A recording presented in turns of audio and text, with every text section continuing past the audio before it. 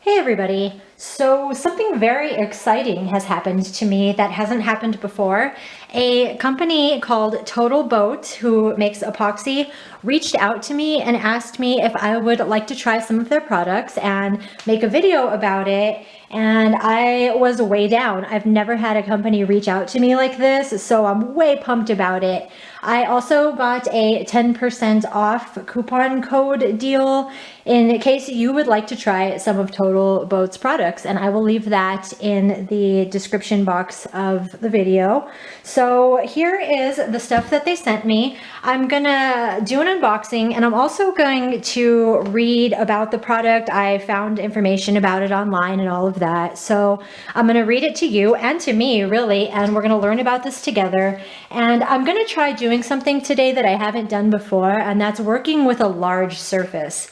I got this like shelf kind of table-y deal from the thrift store. I'll show you what it looks like in a little bit. But I'm going to work with that. So when they asked what I wanted to work with, which product of theirs I would like, I went with the tabletop epoxy. So they sent me that, and it's the resin part A and the hardener part B. It's a 1-to-1 ratio, and they're pretty good sized bottles. They're a quart each, and they're crystal clear. So I'm very excited to work with this stuff. So that's the resin and the hardener right there. And I got sent these little, perfect. I got sent these mixing containers, which will come in super crazy handy. That was a great addition to this package. I have some stirring sticks that they sent and some gloves, as well as this like spreader deal. So when I get the epoxy onto the little table shelf thing, it's we'll get there.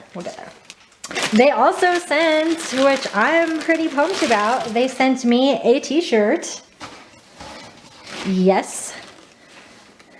Totalboat t-shirt. And they sent me a cap.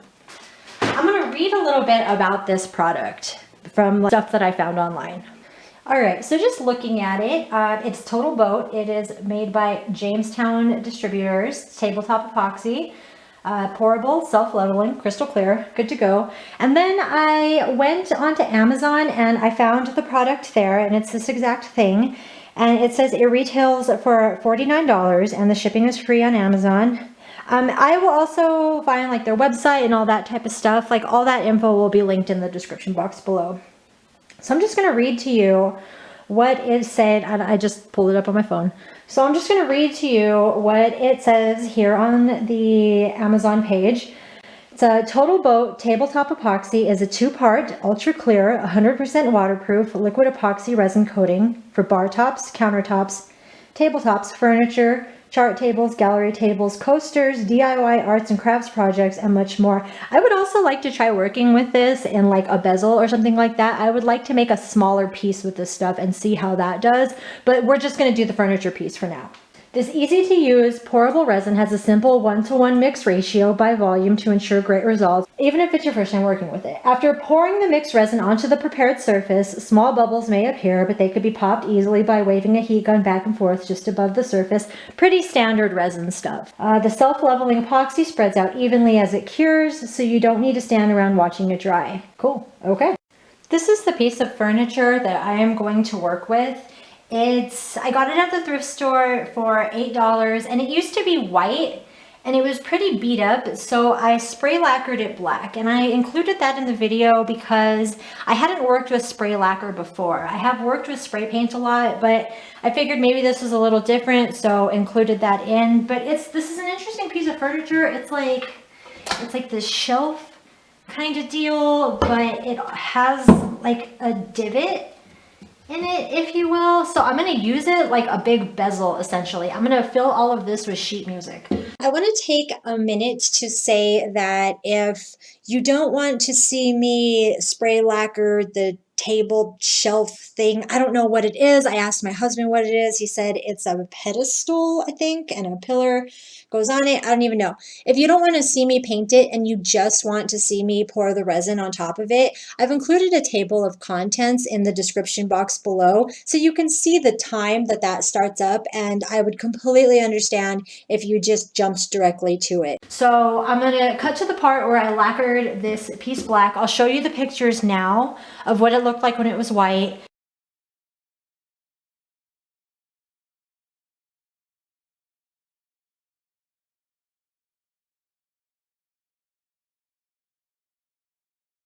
And then we'll move on to the next part where I put a coat of primer on it, which I didn't include in the video because it's just me spray painting primer on it.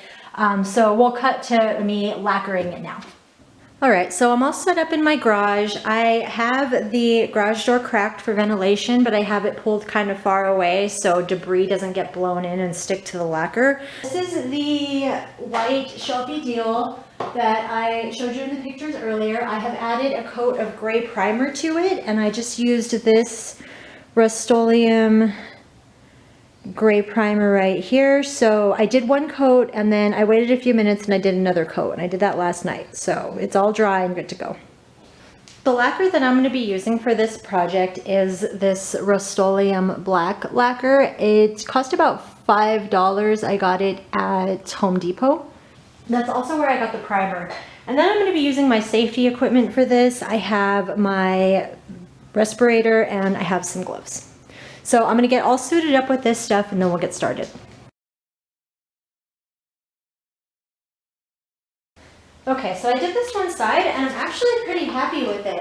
Like I said, I hadn't worked with lacquer before, so I didn't know what to expect. I do work with spray paint a good amount though, so I had kind of the basic idea. I saw on another crafter's video about spray lacquer that you generally want to start at the top and work down. So that's what I did, and it looks pretty even. There's a little bit of drippage, but I don't know. I'm going to move on to the other sides now.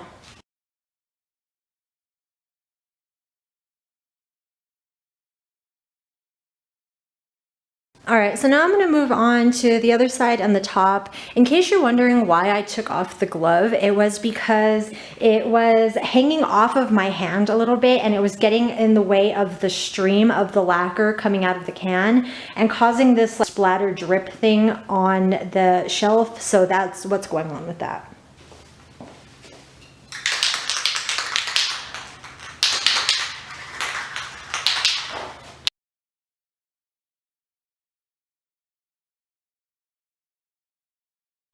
Okay, so I'm gonna let that dry and then I'm gonna add another coat to it and then we'll move on to the next step. The reason that I didn't bother painting all the way inside of here is because it's gonna be covered. I'm gonna take sheet music and I'm gonna use Mod Podge and I'm gonna seal it in there and all of that in preparation to pour resin in. So I'll essentially be using it as like a big bezel. So there's no real need to like get all up in there because it's going to be covered. So I'm going to cover this again and then I will see you when it's done and we move on to the next step.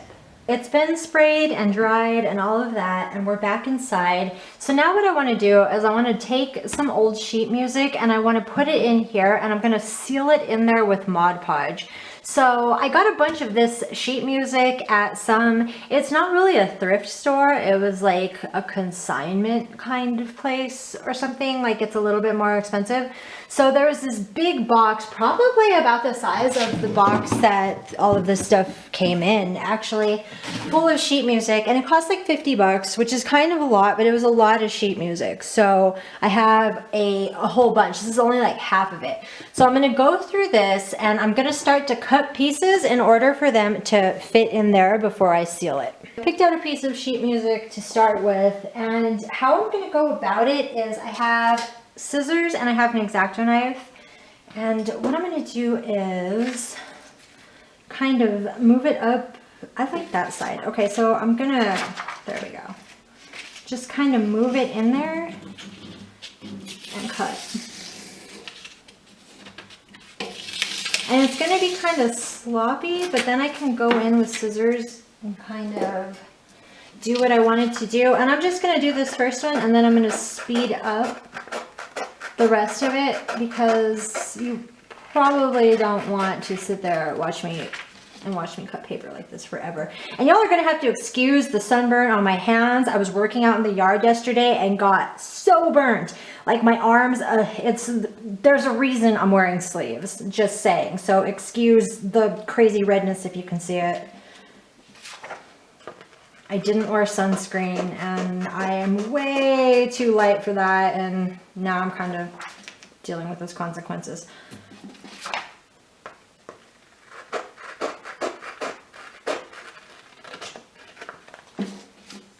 Something like that. Okay, so now you see how I went about that. I'm going to do a few more and I'm going to speed it up.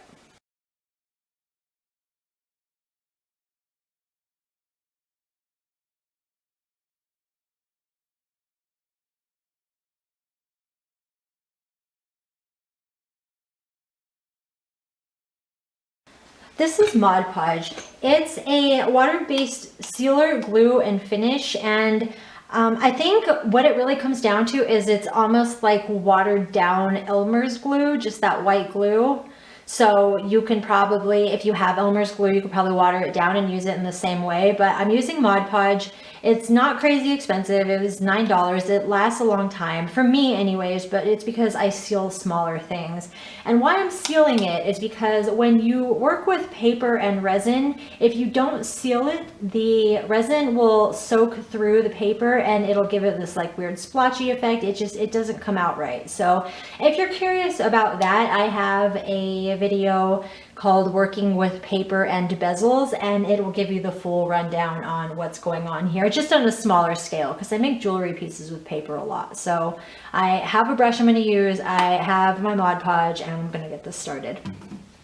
All right, so I'm going to take my pieces back out and start with the first part. So I'm going to set these. I'm making such a mess. Okay, so I'm going to start with that one. And I'm gonna, it's gonna be weird using this much. I usually use a really small amount. So I'm just gonna dive on in there. And then I'm gonna fit it in there. I'm gonna press it down. Seal over the top.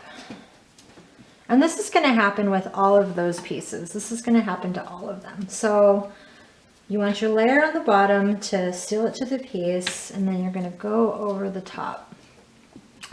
While it's drying, sometimes it'll do this thing where it like bubbles up, but usually when it fully dries, it kind of calms back down, so that's not something you need to worry about terribly. All right, so there's the first part. Now that you've seen me do that, I'm going to speed it up again.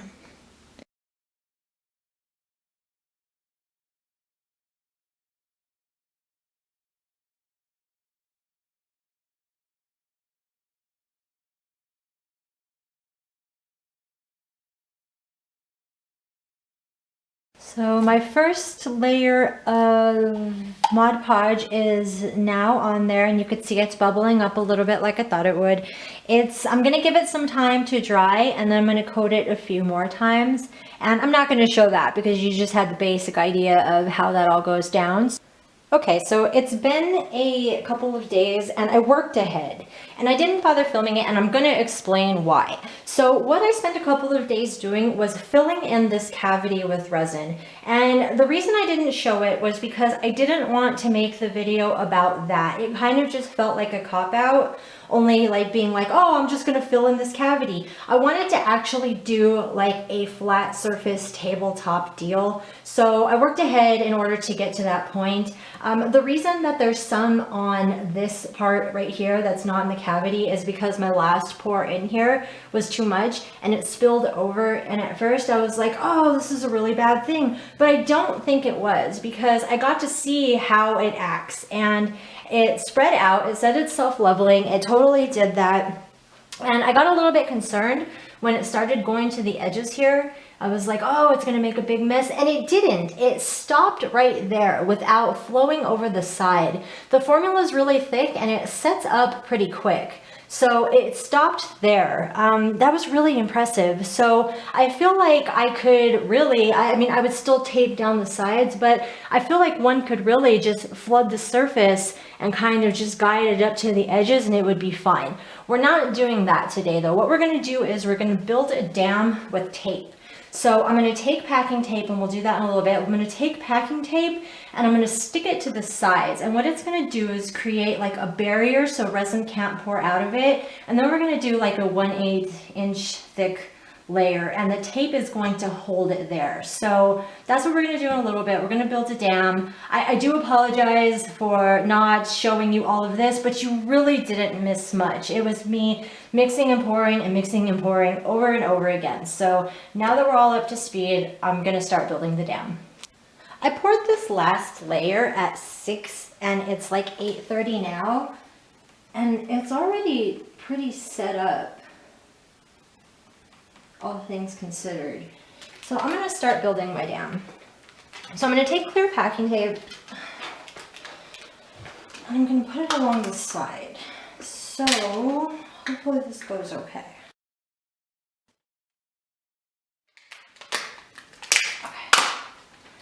So what's that? And I'm going to make sure that I get a very good seal along the piece of furniture. All right. Okay, gonna keep building my dam.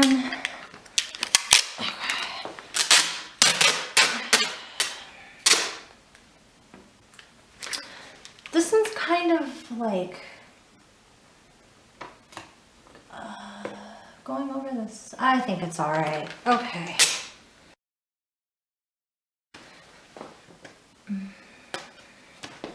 Yeah, I'm gonna bring this side down a little bit.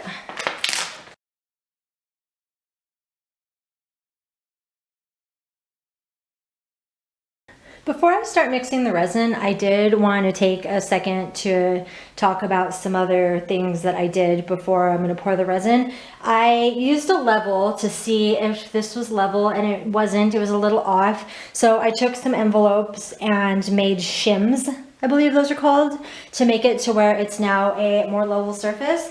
I also took a ruler and I took a permanent marker and went around. Well, I still have a couple of sides to do, actually. I could do that right now.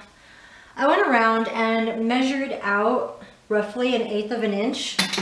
So I know where that's at, where that is exactly at when I go to pour the resin in. This step probably isn't crazy necessary, but I just really want to know exactly where 1/8 of an inch is. Okay. So now I'll mix the resin. Now I'm going to get ready to mix up my epoxy. I'm going to pour it into the container and start mixing. And while I'm mixing it up, I'm going to play just a little video clip I made earlier of me reading the directions and all of that with screenshots of everything that I'm reading. So for now, I'm going to go ahead, and they sent me some of these handy containers and I'm going to use them. I got this on Amazon. It was like $10, I want to say, and I wasn't sure if I would get containers with this or how that would all work out, so I bought that just to get it, and it's been pretty handy. So I'm going to mix, or I'm going to pour directly into this, and I'm going to mix it up, and then I'm going to pour it into here, and it has to be poured and mixed and all of that very slowly. So I'm going to start by measuring out my resin. This stuff is very thick.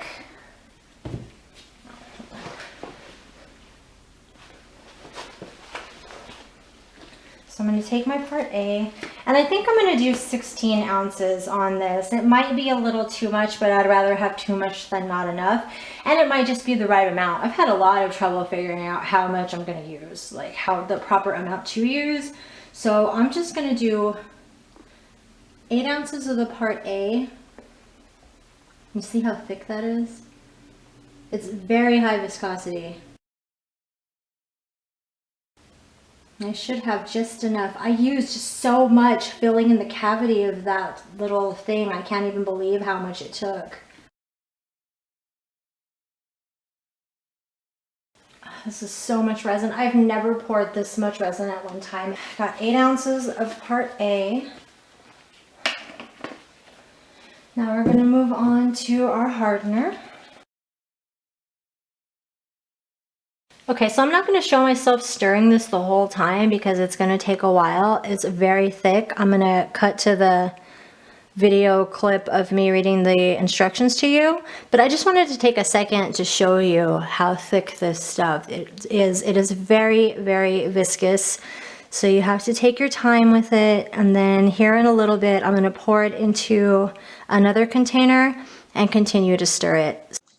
All right, so I've clearly gotten to know this stuff. I've worked with it a few times now. I'm going to read you the directions before I start the demo for you. So prepare the surface. To contain the liquid epoxy, apply plastic packing tape, as it can be removed easily, around the edges of the table. And I'm going to do that here in a few. I'm going to build a dam to pour the epoxy into. Delicate objects such as photos or maps can be damaged by epoxy. Coat them first with an alternate clear coat. Polyurethane or acrylic sealers are recommended, and I used Mod Podge for that. It's all been sealed up and it worked quite well. Combine the epoxy resin part A and hardener part B at the specified simple mix ratio of 1:1 by volume and mix for 3 to 5 minutes. Then transfer to another mixing cup and keep stirring until the mixture is blended thoroughly. And I went on to Totalboat's website, the listing specifically for this stuff, and they mixed it very, very slow because it's very thick. Even though it's really thick, I've noticed that the bubbles dissipate on their own pretty easily. It's impressive how easily they pop in that super thick mixture. I have been using a heat gun too to kind of speed up the popping of the bubbles, and I'll show you that when we work with the stuff. Yeah, okay, to begin, use a brush to apply a very thin sealer coat of tabletop. I didn't do that, and it's fine. I probably should have, but I didn't, and it's fine, so yeah. Now I'm going to give you the rundown on pouring the mixed epoxy onto the surface. So once the sealer coat is set, apply a flood coat, and that's when you're just going to pour a really good amount. You're going to flood it, essentially, and that's going to be your thicker coat. Pour less epoxy into any narrower areas and more into wider, more open areas. Each flood coat should be no more than 1/8 inch thick. You can pour multiple flood coats, waiting at least 4 hours in between each coat, and this stuff sets up pretty quick. I've noticed that it doesn't take terribly long for it to be like you can touch it and dent it. Probably about 4 hours. I don't know. I'm going to check the last layer that I poured that I showed you earlier. I poured that probably at like 6 o'clock and it's 7:30 now, so I'll kind of poke it with a toothpick and see what's going on. The tip, multiple pours are recommended. Do not attempt one thick flood coat because air bubbles will get trapped beneath the surface. It'll just be too thick for them to rise. And the excess heat generated by a thick pour will distort the surface itself. The epoxy will not self-level or cure properly. Then you're going to want to spread evenly. The flood coat will flow and self-level, but tools such as brushes, plastic spreaders, and squeegees may be used to help spread it. And they included that yellow plastic spreader that I said that we would come back to. They included that in the order, so I'll be using that. I did notice on the piece when I showed you earlier that it definitely does start to self-level. I was pretty impressed by how it's starting to spread out and how it stopped on its own right at that edge. I would use tape anyways if I was just covering that top part, but it was pretty impressive how it stopped just right there. If you like, you can embed objects such as shells and bottle caps. Yeah, okay. Okay, so I've mixed it in another container, and now I'm pretty much just gonna stir it up a little bit.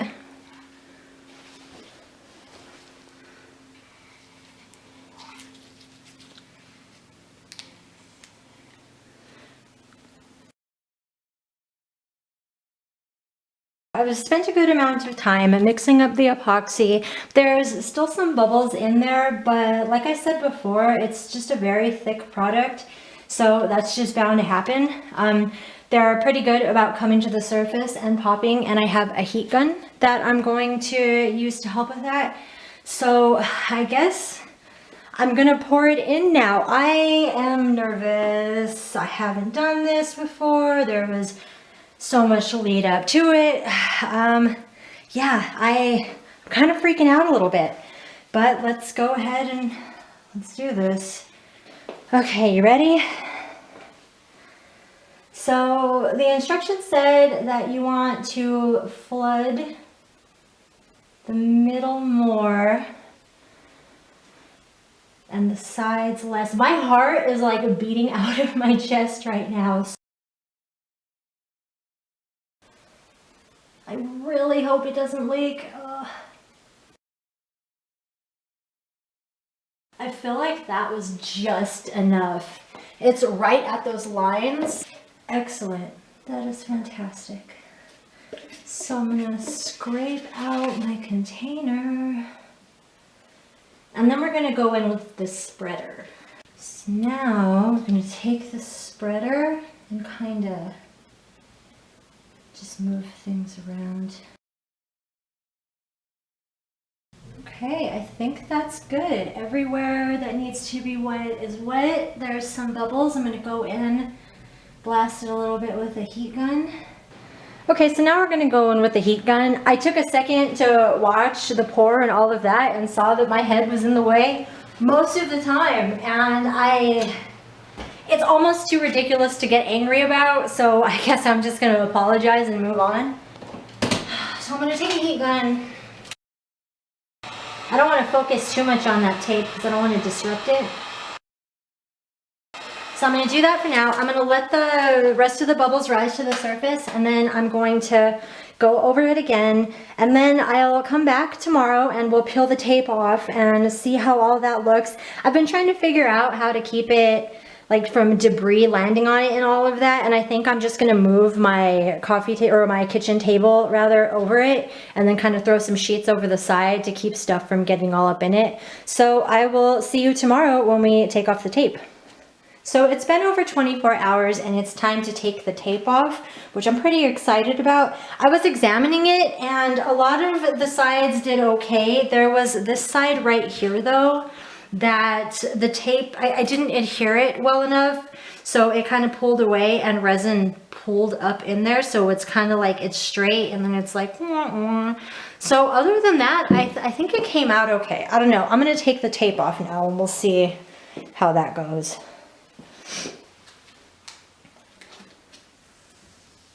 I've been wanting to do this since last night. Oh, let me get some scissors.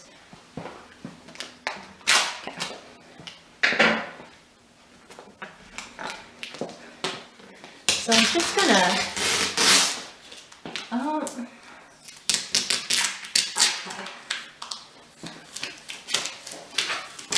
It's not pulling up the lacquer, which I was concerned it might, so that's good. All right.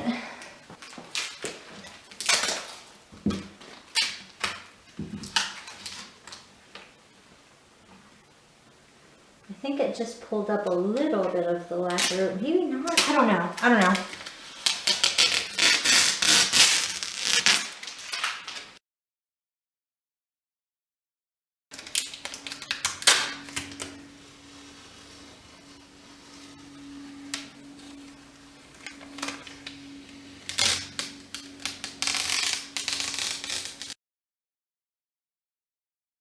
So now that I've taken the tape off of it, I'm just gonna kind of move around it and show you what it looks like. I'm pretty happy with the surface. It came out super glossy.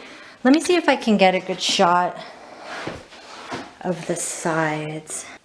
There we go. So you can see this is where the tape was. There is this part now where the resin butted up against the tape. So I'm gonna sand that down. That's how you handle that. I'm pretty happy with it overall.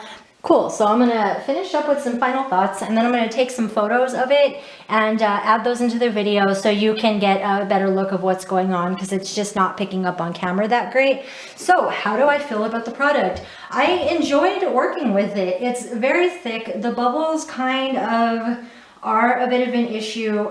There are some like that were along the sides here that were totally my fault. I When I put the tape on there, there was supposed to be a step where I used a brush to brush epoxy on there, and if I got into that crevice, I feel like those bubbles wouldn't be there.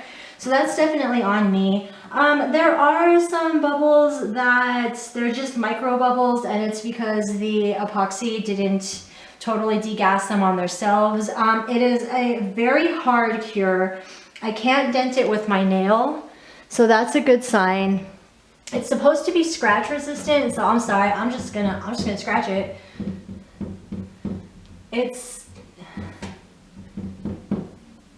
Yeah, I feel like it is a pretty scratch resistant product. So it's definitely very hard, definitely really thick. The bubbles I could do without, but it's kind of expected with a product of this thickness. Under normal circumstances, I would use a vacuum chamber, a resin degasser, but I didn't for this video. And it's because I wanted to test out the product on its own, not with a degasser, because most people aren't working with that type of thing. So I wanted to just keep it like that. One thing I did do was I made it a point to make a jewelry piece